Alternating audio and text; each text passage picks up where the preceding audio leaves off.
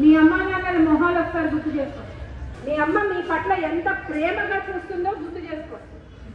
నాన్నలు ఎక్కువ ప్రేమని వ్యక్తపరచరు, కానీ చేసేవన్నీ చేస్తారు. కానీ మీ గురించి మీ నాన్న ఎంత గొప్పగా ఆలోచిస్తున్నాడో గుర్తు చేసుకో.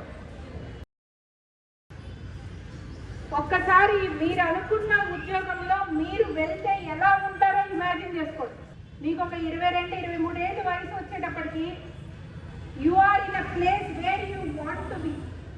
అది బిజినెస్ ఉద్యోగమా, ఇంకా అంతకంటే ఇంకా హై పొజిషనా, ఏం చేయాలనుకుంటున్నారో అది సాధించిన మిమ్మల్ని ఆ పొజిషన్లో మీరు అబ్జర్వ్ చేయండి.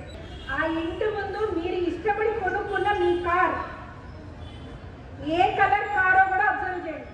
మీ అమ్మ నాన్నలను తీసుకొని వెళ్ళి మీరు ఆ కార్ ఎక్కించుకొని మీరే ఓన్గా డ్రైవ్ చేసుకుంటూ మీ అమ్మ నాన్నలను తీసుకెళ్తున్నారు. I want you all to please open your eyes and come back. బాగుందా లేదా? అమ్మ నాన్న నిజంగా లిఫ్ట్ ఎక్కించిన వాళ్ళు ఫ్లైట్ ఎక్కించిన వాళ్ళు ఎంతమంది ఎక్కించారా? బాగుందా ఫీలింగ్?